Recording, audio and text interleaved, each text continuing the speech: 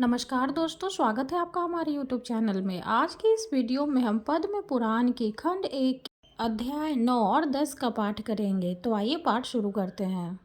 अध्याय 9 में हम पितु के चरित्र तथा सूर्य वंश का वर्णन जानेंगे। तो आइए कथा शुरू करते हैं। भीष्म जी ने पूछा, ब्राह्मण, सुना जाता है पूर्व काल में बहुत से राजा इस पृथ्वी का उपभोग कर चुके हैं। पृथ्वी के संबंध से ही राजाओं को पार्थिव या पृथ्वीपति कहते हैं, परंतु इस भूमि की जो पृथ्वी संज्ञा है वह किसके संबंध से हुई है? भूमि को यह पारिभाषिक संज्ञा किस लिए दी गई तथा उसका गौ नाम भी क्यों पड़ा, यह मुझे बताइए। पुलस्त्य जी ने कहा, स्वयंभू मनु के वंश में एक अंग नाम के प्रजापति थे। उन्होंने मृत्यु की कन्या सुनीता के साथ विवाह किया था। सुनीता का मुख बड़ा कुरूप था। उससे वेन नामक पुत्र हुआ जो सदा अधर्म हो लगा रहता था। वह लोगों की बुराई करता और पराई स्त्रियों को हड़प लेता था। एक दिन हर्षियों ने उसकी भलाई और जगत के उपकार के लिए उसे बहुत कुछ समझाया बुझाया, परंतु उसका अंतःकरण अशुद्ध होने के कारण उसने उनकी बात नहीं मानी। तब ऋषियों ने शाप देकर उसे मार डाला। फिर अराजकता के भय से पीड़ित होकर पाप रहित ब्राह्मणों ने वेन के शरीर का बलपूर्वक मंथन किया।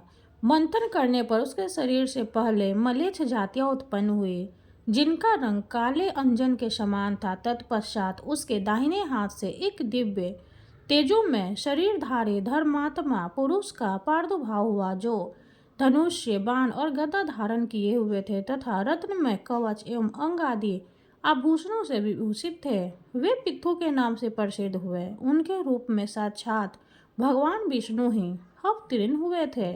ब्राह्मणों ने उन्हें राज्य भर अभिव्यक्त किया। राजा होने पर उन्होंने देखा कि इस भूतलेश से धर्म उठ गया है, न कहीं स्वास्थ्य होता है, न वष्टकार यज्ञ आदि। तब वे क्रोध करके अपने वाण से पृथ्वी को विदीर्ण कर डालने के लिए उद्यत हो गए। यह देख पृथ्वी गौ का रूप धारण करके भाग करी हुई। उसे भागते देख पितु ने भी उसका पीछा किया। तब वह एक स्थान पर खड़ी होकर बोली, राजन, मेरे लिए क्या आज्ञा होती है? पितु ने कहा, सुवर्ते, संपूर्ण चराचर जगत के लिए जो अभीष्ट वस्तु है उसे शीघ्र प्रस्तुत करो। पृथ्वी ने बहुत अच्छा कहकर स्वीकृति दे दी। तब राजा ने स्वयंभू मनु को बछड़ा बनाकर अपने हाथ में पृथ्वी का दूध मुंह वहीं दूध अन्न हुआ, जिससे सारी प्रजा जीवन धारण करती है। तत्पश्चात ऋषियों ने भी भूमि रूपिणी गौ का दोहन किया। उस समय चंद्रमा ही बड़ा बने थे, दूहने वाले थे वनस्पति, दूध का पात्र भाववेद और तपस्या ही दूध थी। फिर देवताओं ने भी वासुधा को दुआ। उस समय मित्र देवता दोग्धा हुए, इंद्र बछड़ा बने तथा ओज और बल ही दूध के रूप में प्रकट हुआ। देवताओं का दोहन पात्र सुवर्ण था और पितरों का चांदी का। पितरों की ओर से अंतःकरण ने दूहने का काम किया। यमराज बछड़ा बने और स्वदा ही दूध के रूप में प्राप्त हुई। नाग ने तुम्बी को पात्र बनाया और तक्ष को बछड़ा। धृतराष्ट्र नामक नाग ने दोग्धा बनकर विष रूपी दुग्ध का दोहन किया। असुरों ने लोहे के बर्तन में इस पृथ्वी से माया रूप दूध दुहा। उस समय प्रहलाद कुमार विरोचन बछड़ा बने थे और त्रिमूर्धान दुहने का काम किया था। यक्ष अंतर्धान होने की विद्या प्राप्त करना चाहते थे, इसलिए उन्होंने कुबेर को बछड़ा बनाकर कच्चे बर्तन में उस अंतर्धान विद्या को हो वासुदास से दुग्ध के रूप में दुआ। गंधर्वों और अप्सराओं ने चित्ररथ को बछड़ा बनाकर कमल के पत्ते में पृथ्वी से सुगंधों का दोहन किया। उनकी ओर से अर्थवेद के पारगामी विद्वान सुरुचि ने दूध दोहने का कार्य किया था। इस प्रकार दूसरे लोगों ने भी अपनी अपनी रुचि के अनुसार पृथ्वी से आयु, धन और सुख का दोहन किया। पृथु के शासन काल में कोई भी मनुष्य न दरिद्र था, न रोगी, न निर्धन था, न पापी तथा न कोई उपद्रव था, न पीड़ा। सब सदा प्रसन्न रहते थे। किसी को दुख या शोक नहीं था। महाबली पृथु ने लोगों के हित की इच्छा से अपने धनुष की नोक से बड़े बड़े पर्वत को उखाड़कर हटा दिया और पृथ्वी को समतल या पितु के राज्य में गांव बसाने या किले बनवाने की आवश्यकता नहीं थी। किसी को शस्त्र धारण करने का भी कोई प्रयोजन नहीं था। मनुष्यों को विनाश एवं वशमयं का दुख नहीं देखना पड़ता था। अर्थशास्त्र में किसी का आदर नहीं था, सब लोग धर्म में ही संलग्न रहते थे। इस प्रकार मैंने तुमसे पृथ्वी के दोहन पात्रों का वर्णन किया तथा जैसा जैसा दूध दुहा गया वह भी बता दिया। राजा पृथु बड़े विज्ञ थे, जिनकी जैसी शांति थी उसी के अनुसार उन्होंने सबको दूध प्रदान किया। यह प्रसंग यज्ञ और श्राद्ध सभी अवसरों पर सुनने के योग्य है, इसे मैंने तुम्हें सुना दिया। यह भूमि धर्मात्मा पृथु की कन्या मानी गई, इसी से विद्वान पुरुष पृथ्वी कहकर इसकी स्तुति करते हैं। भीष्म जी ने कहा, ब्राह्मण आप तत्व के ज्ञाता हैं, अब क्रमशः सूर्य वंश और चंद्र वंश का पूरा एवं स्वार्थ वर्णन कीजिए। पुलस्त्य जी ने कहा, राजन पूर्व काल में कश्यप जी से अदिति के गर्भ से विवस्वान नामक पुत्र हुआ। विवस्वान के 3 स्त्रियां थीं, संज्ञा, रागी और प्रभा। रागी ने रैवत नामक पुत्र उत्पन्न किया। प्रभा से प्रभात की उत्पत्ति हुई।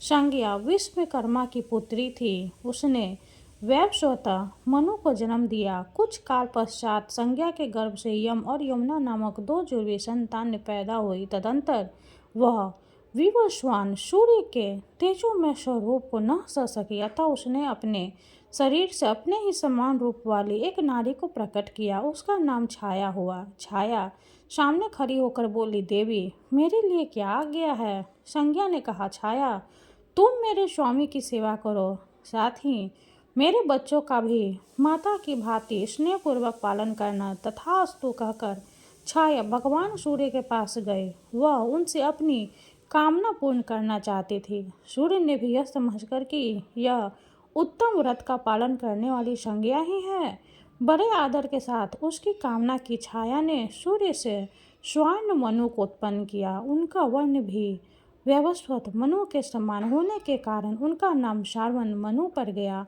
तत्पश्चात भगवान भास्कर ने छाया के गर्भ से क्रमशः शनैश्चर नामक पुत्र तथा तप्ती और विष्टि नाम की कन्याओं को जन्म दिया। एक समय महर्षि यमराज वैराग्य के कारण पुष्कर तीर्थ में गए और वहां फल, फेन एवं वायु का आहार करते हुए कठोर तपस्या करने लगे।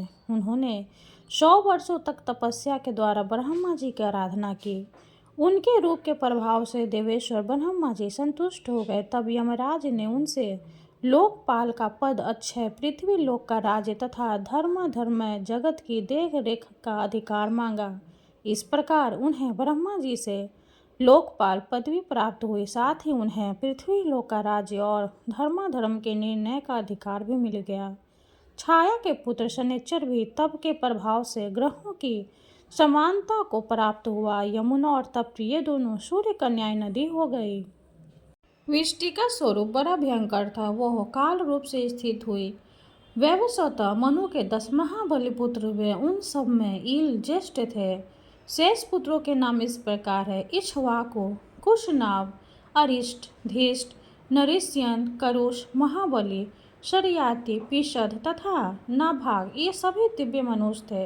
राजा मनु अपने जेठ और धर्मात्मा पुत्र ईल को राज्य पर अभिषिक्त करके स्वयं पुष्कर के तपोवन में तपस्या करने के लिए चले गए। तदंतर उनकी तपस्या को सफल करने के लिए वरदाता ब्रह्मा जी आए और बोले, मनु तुम्हारा कल्याण हो, तुम अपनी इच्छा के अनुसार वर मांगो।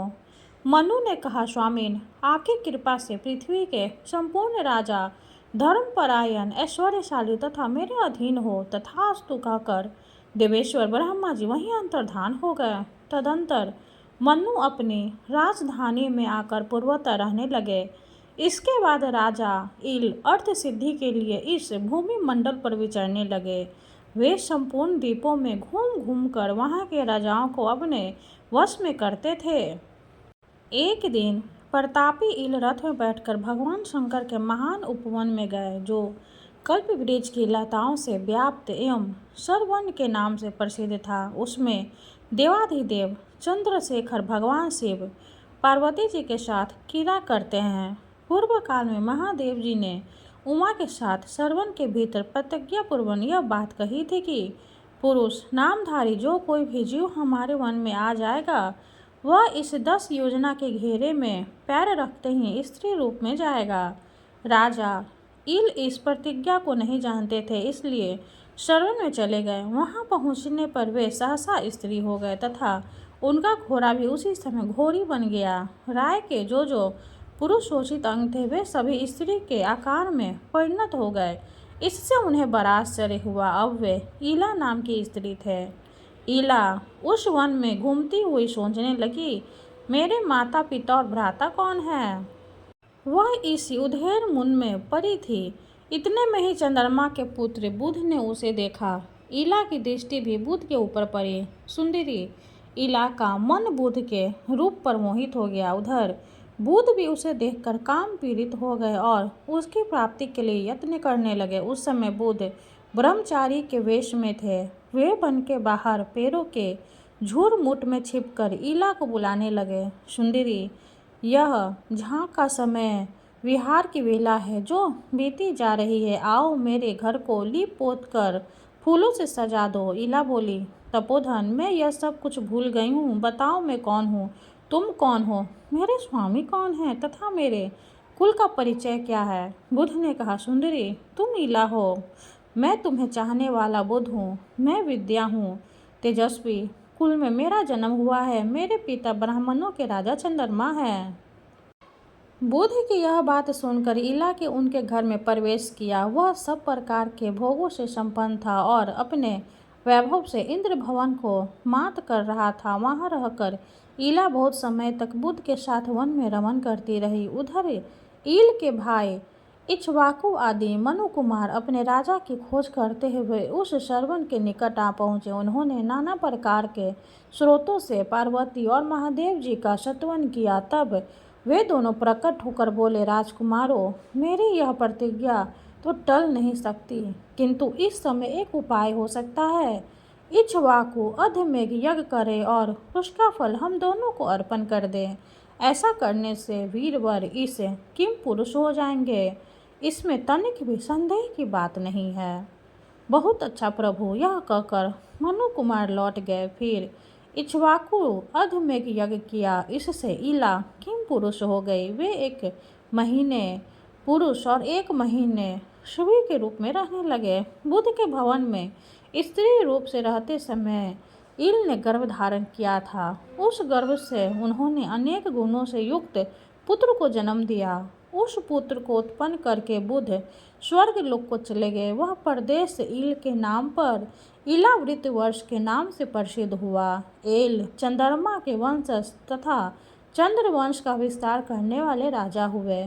इस प्रकार ईला कुमार पुरुरवा इंद्रवंशी की तथा राजा इक्ष्वाकु सूर्यवंशी की वृद्धि करने वाले बताए गए हैं।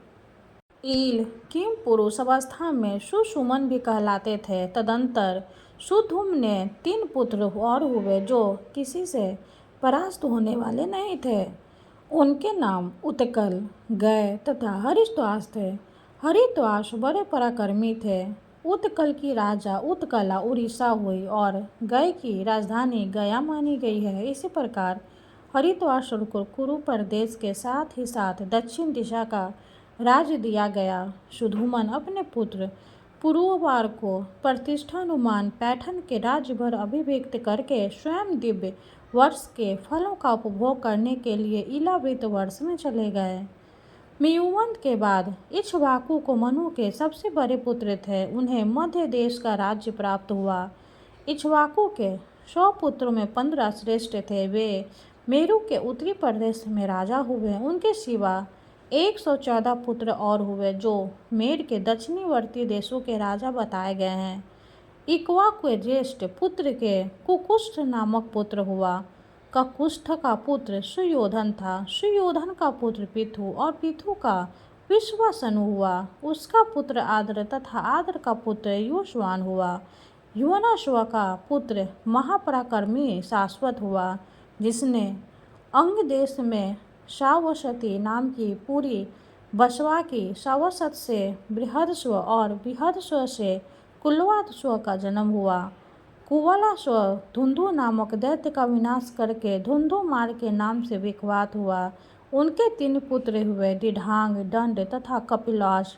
धुंधुमार के पुत्रों में प्रतापी कपिलाश अधिक प्रसिद्ध, दिव्य का प्रमोद और प्रमोद का पुत्र हर्ष, हर्ष से निकुंभ और निकुंभ से सहंतस्व का जन्म हुआ।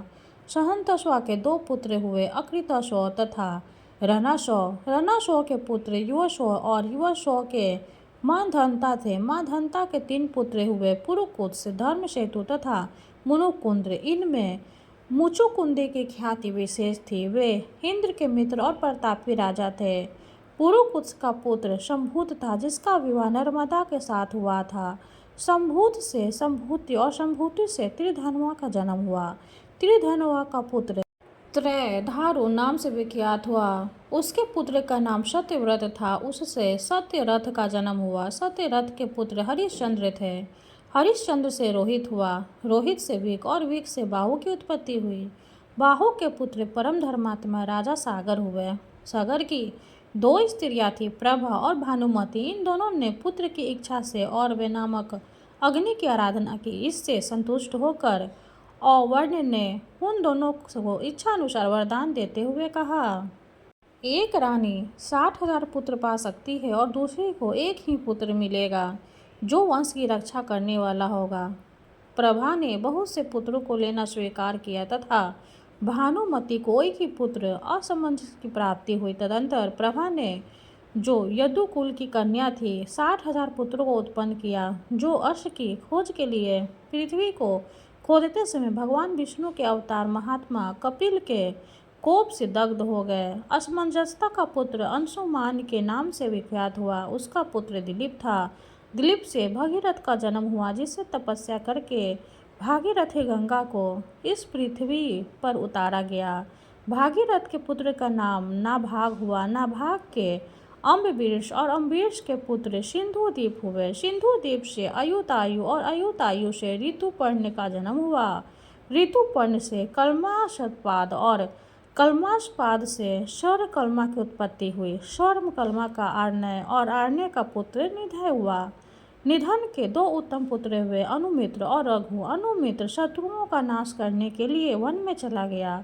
रघु से दिलीप और दिलीप से अज हुए। अज से दीर्घबाहु और दीर्घबाहु से प्रजापाल की उत्पत्ति हुई। प्रजापाल से दशरथ का जन्म हुआ। उसके 4 पुत्र हुए। वे सब के सब भगवान नारायण के स्वरूप थे। उनमें राम सबसे बड़े थे, जिन्होंने रावण को मारा और रघुवंश का विस्तार किया था। भृगु वंशियों में श्रेष्ठ वाल्मीकि ने रामायण के स्वरूप में जिनके चरित्र का चित्रण किया। राम के 2 पुत्र हुए, कुश और लव। ये दोनों ही इक्ष्वाकु वंश का विस्तार करने वाले थे।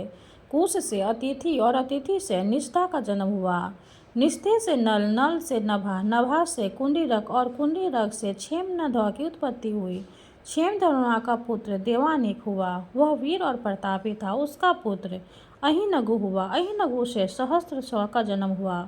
सहस्त्रस्व से चंद्रलोक का, चंद्रलोक से तारापिंड, सारापिंड में चंद्रागिरि, चंद्रागिरि से चंद्र तथा चंद्र से शरतायु हुए, जो महाभारत युद्ध में मारे गए। नल नाम से 2 राजा प्रसिद्ध है। एक तो वीरसे के पुत्र थे और दूसरे निषद के। इस प्रकार इक्ष्वाकु वंश के प्रधान राजाओं का वर्णन किया गया। 9वां अध्याय समाप्त हुआ। अब हम 10वां अध्याय का पाठ करेंगे। 10वां अध्याय में हम पितरों तथा श्राद्ध के विभिन्न अंग का वर्णन जानेंगे। तो आइए पाठ शुरू करते हैं। भीष्म जी ने कहा, भगवान, अब मैं पितरों के उत्तम वंश का वर्णन सुनाना चाहता हूँ।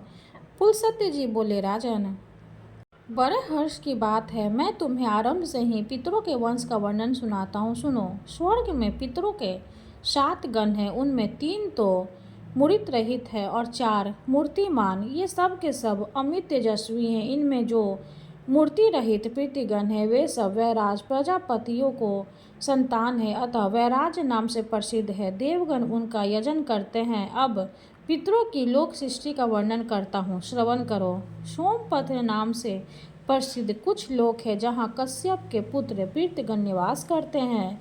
देवता लोग सदा उनका सम्मान किया करते हैं। अग्निष्वात नाम से प्रसिद्ध यज्ञ पृथ्वीगण उन्हीं लोकों में निवास करते हैं। स्वर्ग में विभाज नाम के जो दूसरे तेजस्वी लोक हैं उनमें महर्षि संज्ञक पृथ्वीगण निवास करते हैं। वहाँ मोरों से जुते हुए हजारों विमान हैं, जहाँ संकल्पमय वृक्ष भी है जो संकल्प के अनुसार फल प्रदान करने वाले हैं। जो लोग इस लोक में अपने पितरों के लिए श्राद्ध करते हैं वे उन विभाज्य नाम के लोकों में जाकर समृद्धिशाली भावनाओं में आनंद भोगते हैं तथा वहाँ मेरे सैकड़ों पुत्र विद्यमान रहते हैं जो तपस्या और योग बल से संपन्न महात्मा, महान, सौभाग्यशाली और भक्तों को अभय दान देने वाले हैं। मार्तंड मंडल नामक लोक में मरीचिर्भ गर्भ नाम से पितृगण निवास करते हैं। वे अंगिरा मुनि के पुत्र हैं और लोक में हविष्मान नाम से विख्यात हैं। वे राजाओं के पितर हैं और स्वर्ग तथा मोक्ष रूप फल प्रदान करने वाले हैं। तीर्थों में श्राद्ध करने वाले श्रेष्ठ क्षत्रिय उन्हों के लोक में जाते हैं। काम दूध नाम से प्रसिद्ध जो लोक है वे इच्छानुसार भोग की प्राप्ति करने वाले हैं। उनमें सुश्वध नाम के पितर निवास करते हैं। लोक में वे आच्यपल नाम से विख्यात है और प्रजापति कर्दम के पुत्र हैं। पुलह के बड़े भाई से उत्पन्न वैश्यगण उन पितरों की पूजा करते हैं। श्राद्ध करने वाले पुरुष उस लोक में पहुंचने पर एक ही साथ हजारों जन्मों के परिचित माता, भाई, पिता, सास, मित्र, संबंधी तथा बंधुओं का दर्शन करते हैं। इस प्रकार पितरों के 3 गण बताए गए हैं। अब चौथे गण का वर्णन करता है। ब्रह्मलोक के ऊपर मानस नाम के लोक स्थित है, जहाँ सोमप नाम से प्रसिद्ध सनातन पितरों का निवास है। वे सब के सब धर्म में स्वरूप धारण करने वाले तथा ब्रह्मा जी से भी श्रेष्ठ हैं।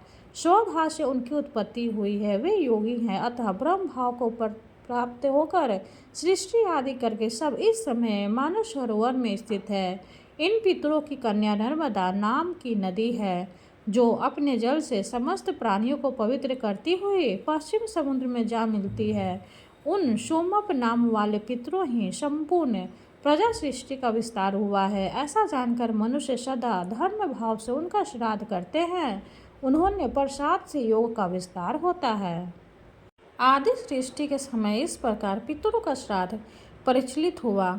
श्राद्ध में उन सब के लिए चांदी के पात्र अथवा चांदी से युक्त पात्र का उपयोग होना चाहिए। स्वधा शब्द के उच्चारण स्वरूप पितरों के उद्देश्य से किया हुआ श्राद्ध दान पितरों को सर्वदा संतुष्ट करता है। विद्वान पुरुषों को चाहिए कि वे अग्निहोत्री एवं सोमपा ब्राह्मणों के द्वारा अग्नि में हवन कराकर पितरों को तृप्त करें।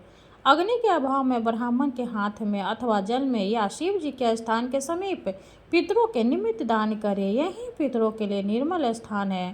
प्रीति कार्य दक्षिण दिशा उत्तम मानी गई है। यज्ञोपवीत के अपशब्द अर्थात दाहिने कंधे पर करके किया हुआ तर्पण, तिल दान तथा शोभा के उच्चारण पूर्वक किया हुआ श्राद्ध ये सदा पितरों को तृप्त करते हैं। कुश, उड़द, साठी, धान का चावल, गाय का दूध, मधु, गाय, घी, सावा, अगहनी का चावल, जौ, तिनका चावल, मूंग, गन्ना और सफ़ेद फूल ये सब वस्तुएं पितरों को सदा प्रिय है। अब ऐसे पदार्थ बताता हूँ। श्राद्ध में सर्वदा वर्जित है। मसूर, सन, मटर, राजमास, कुल्थी, कमल, बिल्व, मदार, धतूरा, पारिभष्ट, रूसक, भेड़, बकरी का दूध, कोदो, दारवरट, कैथ, महुआ और अलसी ये सब निषिद्ध है। अपनी उन्नति चाहने वाले पुरुष को श्राद्ध में इन वस्तुओं का उपयोग कभी नहीं करना चाहिए। जो भक्ति भाव से पितरों को प्रसन्न करता है उसे पितर भी संतुष्ट करते हैं। वे पुष्टि, आरोग्य, संतान एवं स्वर्ग प्रदान करते हैं। पितृ कार्य देव कार्य से भी बढ़कर है, अतः देवताओं को तृप्त करने से पहले पितरों को ही संतुष्ट करना श्रेष्ठ माना गया है। कारण पितृगण शीघ्र ही प्रसन्न हो जाते हैं, सदा प्रिय वचन बोलते हैं, भक्तों पर प्रेम रखते हैं और उन्हें सुख देते हैं। पितर पर्वों के देवता हैं, अर्थात प्रत्येक पर्वत पर पितरों का पूजन करना उचित है। हविष्मान संज्ञक पितरों के अधिपति सूर्यदेव भी श्राद्ध के देवता माने गए हैं। भीष्म जी ने कहा, ब्रह्मवेत्ताओं में श्रेष्ठ पुलस्त्य जी, आपके मुख से यह सारा विषय सुनकर मेरी इसमें बड़ी भक्ति हो गई है। अतः अब मुझे श्राद्ध का समय, उसकी विधि तथा श्राद्ध का स्वरूप बतलाइए। श्राद्ध में कैसे ब्राह्मणों को भोजन कराना चाहिए तथा किनको छोड़ना चाहिए। श्राद्ध में दिया हुआ अन्न पितरों के पास कैसे पहुंचता है, किस विधि से श्राद्ध करना उचित है और वह किस तरह उन पितरों को तृप्त करता है। पुरुष सत्य जी बोले, राजन, अन्न और जल से अथवा दूध एवं फल फूल आदि से पितरों को संतुष्ट करते हुए प्रतिदिन श्राद्ध करना चाहिए। श्राद्ध 3 प्रकार का होता है, नित्य, नैमित्तिक और काम्य। पहले नित्य श्राद्ध का वर्णन करता हूँ। उसमें अर्घ्य और आवाहन की प्रक्रिया नहीं होती, उसे अदैव समझना चाहिए। उसमें विश्व देवों को भाग नहीं दिया जाता। पर्व के दिन जो श्राद्ध किया जाता है उसे पार्वन कहते हैं। पार्वन श्राद्ध में जो ब्राह्मण निमंत्रित करने योग्य है उनका वर्णन करता हूँ, श्रवण करो।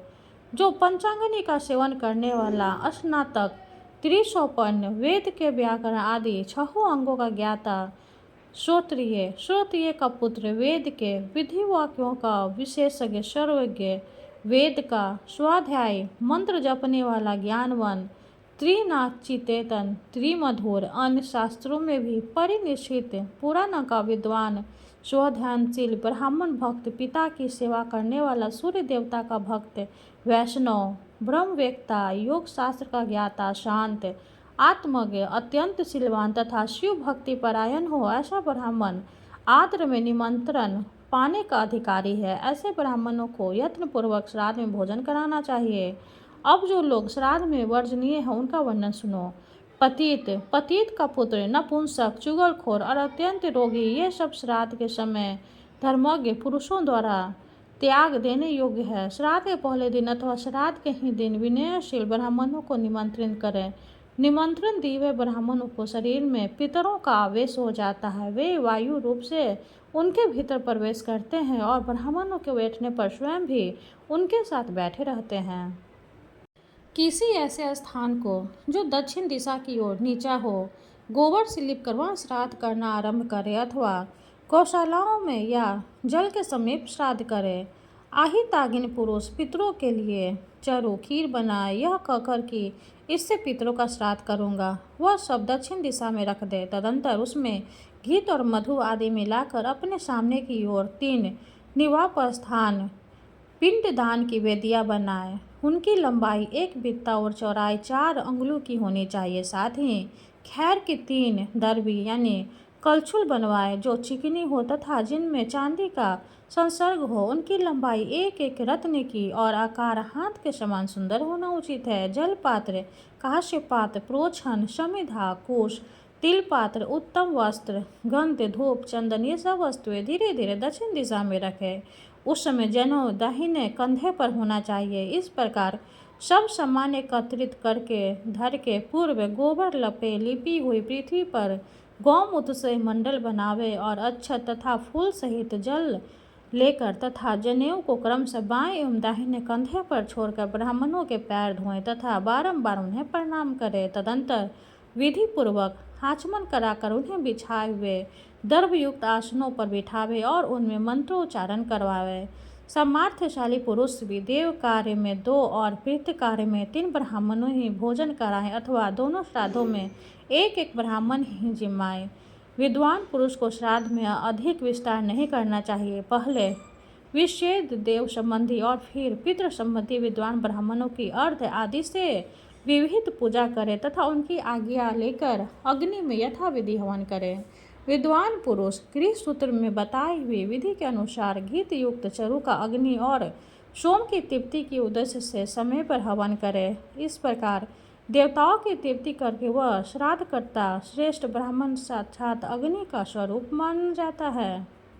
देवताओं के उद्देश्य से किया गया जाने वाला हवन आदि प्रत्येक कार्य जनेऊ को बाएं कंधे पर रखकर ही करना चाहिए। तत्पश्चात पितरों के निमित्त करने योग्य सेचन आदि सारा कार्य विज्ञ पुरुष को जनेऊ को दाएं कंधे पर करके अपसभ्य भाव से करना उचित है। हवन तथा विश्व देवों को अर्पण करने से बचे हुए अन्न को लेकर उसके कई पिंड बनाए और 1-1 पिंड को दाहिने हाथ में लेकर तिल और जल के साथ उसका दान करना चाहिए। संकल्प के समय जल पात्र में रखे हुए जल को बाएं हाथ की सहायता से दाएं हाथ में ढाल लेना चाहिए।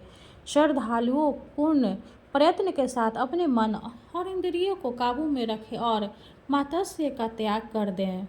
पिंड देने के लिए बनाई हुई वेदियों पर यत्नपूर्वक रेखा बनावे। इसके बाद अवनीय पत्र पात्र में जल लेकर उसे रेखांकित वेदी पर गिरावे। फिर दक्षिणाभिमुख होकर वेदी पर कुश बिछावे और एक एक करके सब पिंडों का क्रमशः उन कुश पर रखे। उस समय पितामह आदि में से जिस उसके उद्देश्य से पिंड दिया जाता हो उस पितरों के नाम गोत्र आदि का उच्चारण करते हुए संकल्प पढ़ना चाहिए। पिंडदान के पश्चात अपने दाएं हाथ को पिंडाधारभूत कुशों पर पोंछना चाहिए। यह लेप भाग भोजी पितरों का भाग है। उस समय ऐसे ही मंत्र का जाप अर्थात लेप भाग भुजः पितृ स्तुत्यप्यन्तु इत्यादि वाक्यों का उच्चारण करना उचित है। इसके बाद पुनः प्रत्येक वर्ष वनेजन करे अर्थात अवनेजन पात्र में जल भरकर उसे प्रत्येक पिंड को नहलावे। फिर जल युक्त पिंडों को नमस्कार करके श्राद्ध कल्पोक्त वेद मंत्रों के द्वारा पिंडों पर पितरों का आह्वान करे और चंदन धूप आदि पूजन सामग्रियों के द्वारा उनकी पूजा करे। तत्पश्चात आवाहनीय आदि अग्नियों के प्रतिनिभूत एक एक ब्राह्मणों को जल के साथ एक एक दवर प्रदान करे। फिर विद्वान पुरुष पितरों के उद्देश्य से पिंडों के ऊपर कुश रखे तथा पितरों का विसर्जन करे। तदंतर क्रमशः सभी पिंडों से थोड़ा थोड़ा अंश निकालकर सबको एकत्र करे और ब्राह्मण को यत्नपूर्वक पहले वही भोजन करावे, क्योंकि उन पिंडों का अंश ब्रह्मांड लोग ही भोजन करते हैं। इसलिए अमावस्या के दिन किए हुए पार्वन आद्र को अंतर्वाह कहा गया है। पहले अपने हाथ में पवित्र रहित तिल और जल लेकर पिंडों के आगे छोड़ दे और कहे ऐसा स्वधा अस्तु, ये पिंड स्वधा स्वरूप हो जाए। इसके बाद परम पवित्र और उत्तम अन्न परोसकर उसकी प्रशंसा करते हुए उन ब्रह्म को भोजन करावे। उस समय भगवान श्री नारायण स्मरण करता रहे और क्रोधी स्वभाव को सर्वदा त्याग दे। ब्राह्मणों को तृप्त जानकर विकिरात्र दान करे, यह स्वर्णों के लिए उचित है। विकिरात्र दान की विधि यह है, तिल सहित अन्न और जल लेकर उसे कुश के ऊपर पृथ्वी पर रख दे। जब ब्राह्मण आचमन कर ले तो पुनः पिंडों पर जल गिरावे, फूल अक्षत जल छोड़ना और स्वधा वाजन आदि सारा कार्य पिंड के ऊपर करे। पहले देव श्राद्ध की समाप्ति करके फिर पितृ श्राद्ध की समाप्ति करे, अन्यथा श्राद्ध का नाश हो जाता है।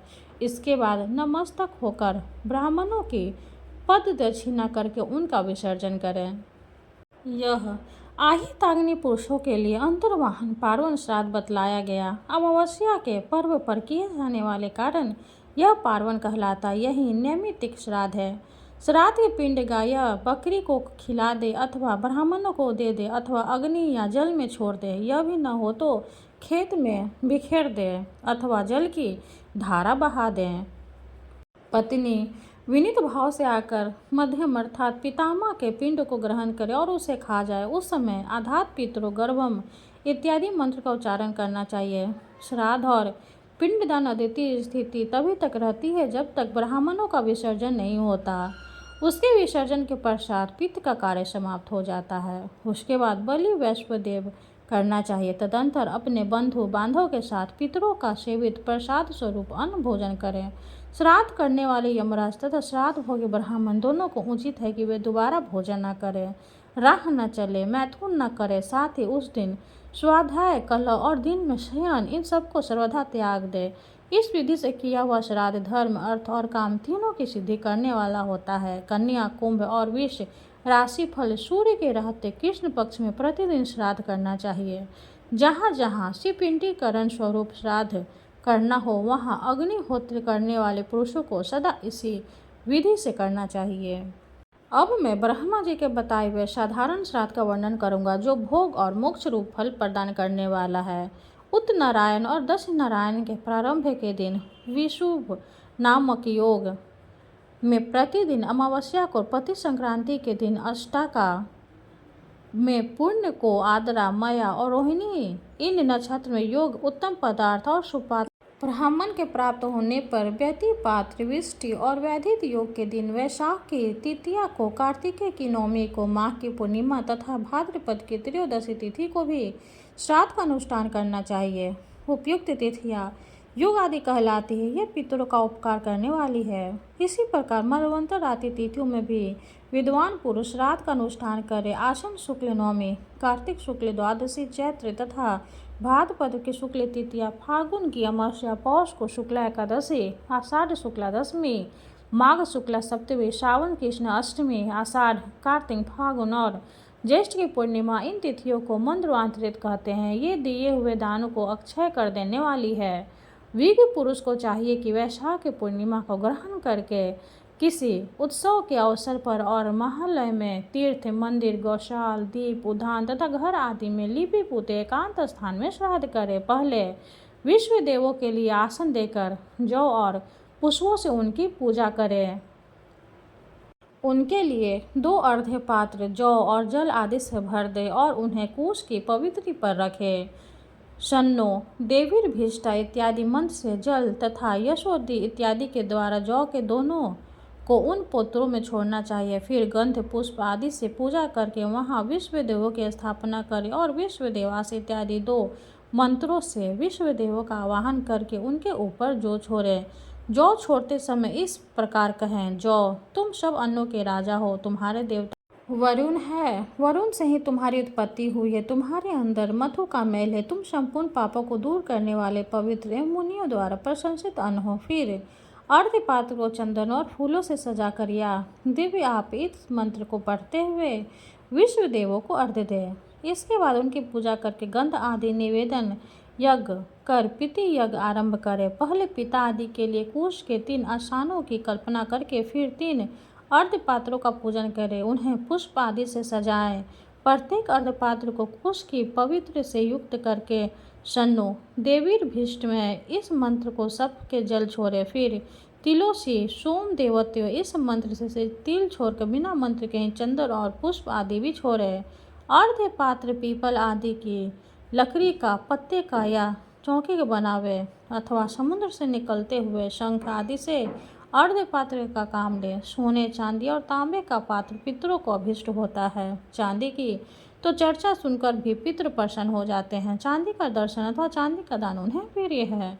यदि चांदी के बने हुए अथवा चांदी से युक्त पात्र में जल भी रखकर पितरों को श्राद्ध पूर्वक दिया जाए तो वह अक्षय हो जाता है। इसलिए पितरों के पिंडों पर अर्घ्य चढ़ने के लिए चांदी का ही पात्र उत्तम माना गया है। चांदी भगवान श्री शंकर के नेत्र से प्रकट हुई है, इसलिए यह पितरों को अधिक प्रिय है। इस प्रकार उपयुक्त वस्तुओं में जो सुलभ हो उसके अर्घ्य पात्र बनकर उन्हें ऊपर बताए हुए अनुसार जल, तिल और गंध पुष्प आदि से सुसज्जित करें। तत्पश्चात यह दिव्य आपह इन मंत्रों का पढ़कर पिता के नाम और गोत्र आदि का उच्चारण करके अपने हाथ में कुश लें। फिर इस प्रकार कहें, पितृन आवाहयिष्यामि, पितरों का आवाहन करूँगा। तब निमंत्रण में आए हुए ब्राह्मण तथास्तु कहकर श्रद्धाकर्ताओं को आवाहन के लिए आज्ञा प्रदान करें। इस प्रकार ब्राह्मणों की अनुमति लेकर उषंत तथा शोकी निमित्त आनयन्तु नः पितरा ऋचाओं का पाठ करते हुए वह पितरों का आवाहन करे। तदंतर यद्यपि आप इस मंत्र पितरों को अर्घ्य देकर प्रत्येक के लिए गंध पुष्प आदि पूपोचार वस्त्र चढ़ावे तथा पृथक पृथक संकल्प पढ़कर उन्हें समर्पित करें। पहले अनुलोम क्रम में अर्थात पिता के उद्देश्य से दिए हुए अपात्र का जल पिता के अर्घ्य पात्र में इन 2 डालें और फिर पिता के अर्घ्य पात्र सारा जल प्रपितामह के अर्घ्य पात्र में डाल दे। फिर विलोम क्रम से अर्थात प्रपितामह के अर्घ्य पात्र को पितामह के अर्घ्य पात्र में रखें और उन दोनों पत्रों को उठाकर पिता के अर्घ्य पात्र में रखें। इस प्रकार तीनों अर्घ्य पात्रों को एक दूसरे के ऊपर करके पिता के आसन के उत्तर भाग में पितृव्य स्थान मसीह में ऐसा कहकर उन्हें ढुलका दे, उलट कर रख दे। ऐसा करके अन्न परोसन ने कार्य करे। परोसन के समय भी पहले अग्नि कार्य करना चाहिए, अर्थात थोड़ा सा अन्न निकाल कर अग्नि कव्य वाहनाय स्वाहा और सोमाय प्रीतिमते स्वाहा इन 2 मंत्रों आदि और सोम देवताओं लिए अग्नि में 2 बार आहुति डाले। इसके बाद दोनों हाथों से अन्न निकाल कर परोसे। परोसते समय उषंत स्वतः नी धीमी इत्यादि मंत्र का उच्चारण करता रहे। उत्तम गुणकारी शाक आदि तथा नाना प्रकार के भोज्य पदार्थों के साथ दही, दूध, गौ का घी और शक्कर आदि से युक्त अन्न के लिए तृप्ति कारण होकर मधु मिलाकर तैयार किया हुआ कोई भी पदार्थ तथा गाय का दूध और घी मिलाई हुई खीर आदि पितरों के लिए दिए जाए तो वह अच्छी होती है। ऐसा आदि देवता पितरों ने स्वयं अपने ही मुख से कहा है। इस प्रकार अन्न परोस कर पितृ संबंधी ऋचाओं का पाठ सुनावे। इसके सिवा भी तरह के पुराण ब्रह्मा, विष्णु, सूर्य और रुद्र संबंधी भांति भांति के स्रोत, इंद्र, रुद्र और सोम देवताओं के सूतक पावमानी रचाएं। विहित रथवंत, ज्येष्ठ शाम का गौरव गान, शक्ति कांधे, मधु ब्राह्मण, मंडल ब्राह्मण तथा और भी जो कुछ ब्राह्मणों तथा अपने को प्रिय लगे वह सब सुनाना चाहिए। महाभारत का भी पाठ करना चाहिए क्योंकि वह पितरों को अत्यंत प्रिय है। ब्राह्मणों के भोजन कर लेने पर जो अन्न और जल आदि शेष रहे उसे उनके आगे जमीन पर बिखेर दे। यह उन जीवों का भाग है जो संस्कार आदि से हीन होने के कारण अधम गति को प्राप्त हुए हैं। ब्राह्मणों को तृप्त जानकर उन्हें हाथ मुँह धोने के लिए जल प्रदान करे। इसके बाद गाय के गोबर और गौमूत्र लिपी हुई भूमि पर दक्षिणा कुश बिछाकर उनके ऊपर यत्न पूर्वक प्रतिज्ञा की भांति विविध पिंडदान करें। पिंडदान के पहले पितरों के नाम गोत्र का उच्चारण करके उन्हें अवनेज के लिए जल देना चाहिए। फिर पिंड देने के बाद पिंडों पर प्रत्येक वजन का जल गिराकर उन पर पुष्प आदि चढ़ाना चाहिए। सव्यास पर व्याप का विचार करके प्रत्येक कार्य का समापन करना चाहिए। पितरों के श्राद्ध की भांति माता का श्राद्ध भी हाथ में कुश लेकर विधिवत संपन्न करे, दीप जलावे, पुष्प आदि से पूजा करें। ब्राह्मणों के आचमन कर लेने पर स्वयं भी आचमन करके एक एक बार सबको जल दे, फिर फूल और अक्षत देकर तिल सहित अच्छिया उदन दान करे। फिर नाम और गोत्र का उच्चारण करते हुए शक्ति के अनुसार दक्षिणा दे। गौ, भूमि, सोना, वस्त्र और अच्छे अच्छे बीजी ने दे। कृपणा छोड़कर पितरों की प्रसन्नता का संप्रदान करते हुए जो जो वस्तु ब्राह्मणों को अपने तथा पितरों को भी प्रिय हो वही वही वस्तु दान करे। तत्पश्चात स्वभाव से करके विश्व देवों को जल अर्पण करे और ब्राह्मण से आशीर्वाद ले। विद्वान पुरुष पूर्वाभिमुख होकर कहे, अघोरा पितरः सन्तु, मेरे पितर शांत एवं मंगलमय हो। यजमान के ऐसा कहने पर ब्राह्मण लोग तथा संतु तुम्हारे पितर ऐसे ही हाँ ऐसा कहकर अनुमोदन करें।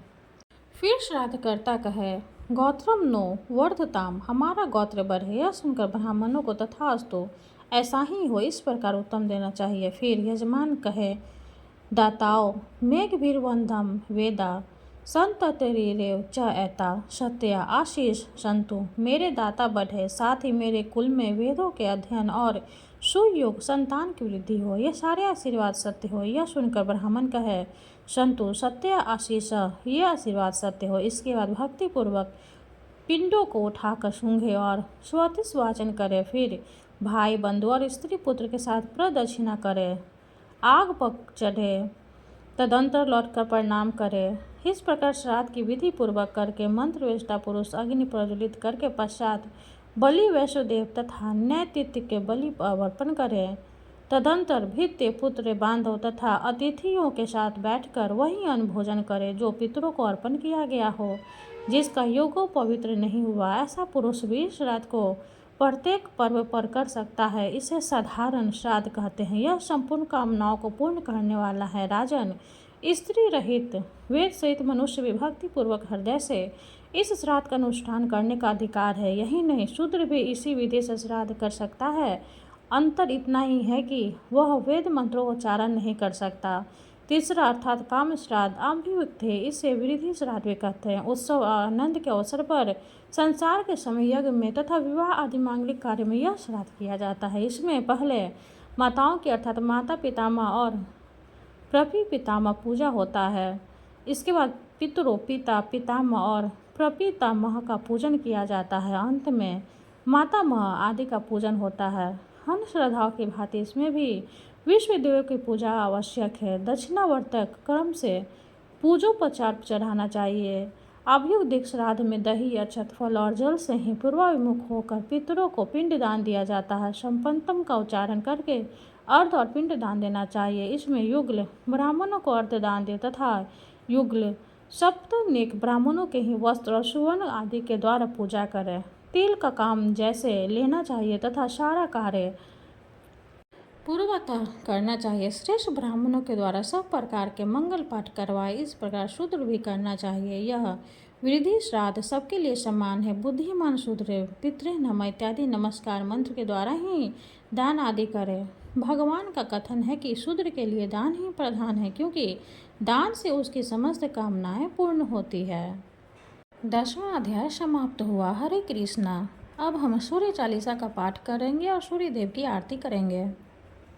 कनक बदन कुंडल मकर मुक्ता माला अंग पद्मासन स्थित ध्याय शंख चक्र के संग। जय सविता जय जयति दिवाकर सहस्त्रांशु सप्तास्वर मिरहर भानुपतंग मरीचि भास्कर सविता हंस सुनु विभाकर विवेश्वान आदित्य विकर्तन मार्तंड हरि रूप विरोचन अंबर मणि खग रवि कहलाते वेद हरिनय गर्भ कह गाते सहस्त्रांशु प्रधोतन कहीं कहीं मुनिगण होत्र प्रसन्न मुदलहि अरुण अर्दिश्य सारथी मनोहर हाथ गए सहता चढ़ी रथ पर मंडल की महिमे अति न्यारी तेज रूप केरी बलिहारी उच्च श्रवा सदृश है ज्योति देखि पुरंदर लज्जित होते मित्र मरीच भानु अरुण भास्कर सविता सूर्य अर्घ खग करियर पूषवा रवि आदित्य नाम ले हरिनय गर्भ नम कह के द्वादश नाम प्रेम सौ गावे मस्तक पर बार नवावे चार पदार्थ सूजन पावे दुख दरिद्र अग पुंज नशावे नमस्कार को चमत्कार्य विविध हरिहर को कृपाचार्य सेवी भानु तुम्ही मन लाई अष्ट सिद्धि नौ निधि तेहि पाई 12 नाम उच्चारण करते सहस जन्म के पताले डरते उपाख्यान जो करते तव जन रिपु सो जमलहते सुत ही जन छन सुत जूत परिवार बठ तो है प्रबल मुख को फंद कट तो है और किसी को रक्षा करते रवि ललाट पर नित विहरते सूर्य नेत्र पर नित्य विराजत करने देश पर दिन कर छाजत भानु नासिका भास्कर हूनित भास्कर करत सदा मुख कोहित ओठ रहे पर जन हमारे रसना बीच तीक्ष्ण बस प्यारे कंठ सुवर्ण रेत की शोभा तिगमत जस कांधे लोभ पूषा बाहु मित्र पिठी पर त्वष्टा वरुण रहम सो उपस कर युगल हाथ पर रक्षा कारण भानुमान उर शर्म सुउदर चन बसत नाभि आदित्य मनोहर कटि महंस रहत मन मुद भर जंघ गुप्ति सविता बासा गुप्त दिवाकर करत हुलासा विवस्वान पति की रखवारी 12 बसते नित्य तम हरे सहस्त्रांशु सर्वा संहारे रक्षा कवच विचित्र विचारे अस जो जन अपने नामाहि वे जग बीज कर होते नाही दरिद्र कुष्ठ तेहु कबहू न व्यापे जो जन या को मन में जापे अंधकार जग का हो हरिता नो प्रकाश से आनंद भरता ग्रहगण ग्रसी न मिटावत जाहे कोटि बार में प्रणवता ही मंत्र सदिश सुजगत में जाके धर्म राजस अद्भुत बाके धन्य धन्य तुम दिन मनि देवा किया करत सुर मुनि नर सेवा भक्ति अभाव युक्त पुण्य नियम सो दूर हटत शोभन के भ्रम सो परम धन सो नर्तन धारी प्रसन्न जहि पर तम्हारे अरुण माघ माह सूर्य फागुन मघ वेदांग नाम रही उदयन भान उदय वैशाख गिनावे ज्येष्ठ इंद्र आषाढ़ रवि गावे यम भादो अश्विन है मेरे ता कार्तिक होत दिवाकर नेता अगहन भीन विष्णु है पुषि पुरुष नाम रवि है मल मासी भानु चालीसा प्रेम युक्त गावी जे नरनीत सुख संपत्ति लय विविध होहि सदा कित कित्य। ओम जय सूर्य भगवान जय हो दिनकर भगवान जगत के नेत्र स्वरूपा तुम हो त्रिगुण स्वरूपा धरत सभी तब ध्यान। ओम जय सूर्य भगवान ओम जय सूर्य भगवान सारथी अरुण है प्रभु तुम श्वेत कमल धारी तुम चार भुजाधारी अश्व शाते तुम्हारे कोटि करन पसारे, तुम हो देवी महान। ओम जय सूर्य भगवान, ओम जय सूर्य भगवान।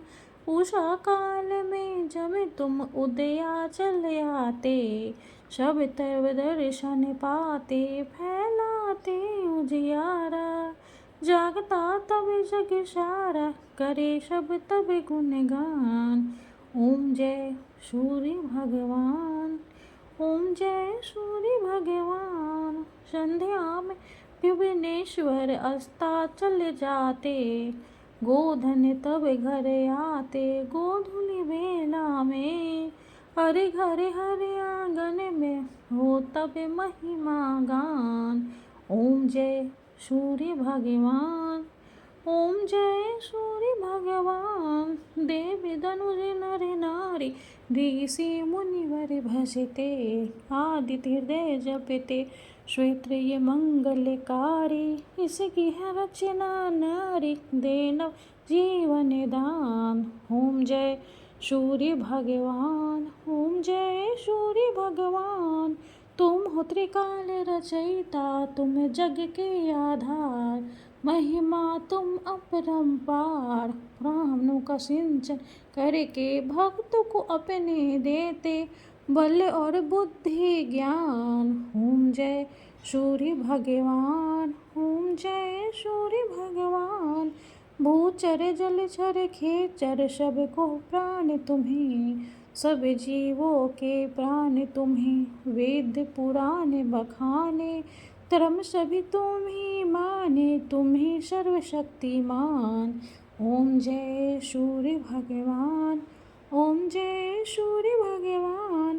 पूजन करती दिशाएं, पूजे दश दिक्पाल, तुम भुवनों के प्रतिपाल। ऋतु में तुम्हारी दासी, तुम्हें शाश्वत अविनाशी, शुभकारी अंशुमान। ओम जय सूर्य भगवान, ओम जय सूर्य भगवान। जय हो दिनकर भगवान, जगत के नेत्र स्वरूपा, तुम हो त्रिगुण स्वरूपा, धरत सभी तब ध्यान। ओम जय सूर्य भगवान, ओम जय सूर्य भगवान। सूर्य भगवान की जय हो। वीडियो अगर अच्छी लगे तो लाइक कर दे, चैनल को सब्सक्राइब कर दे। धन्यवाद।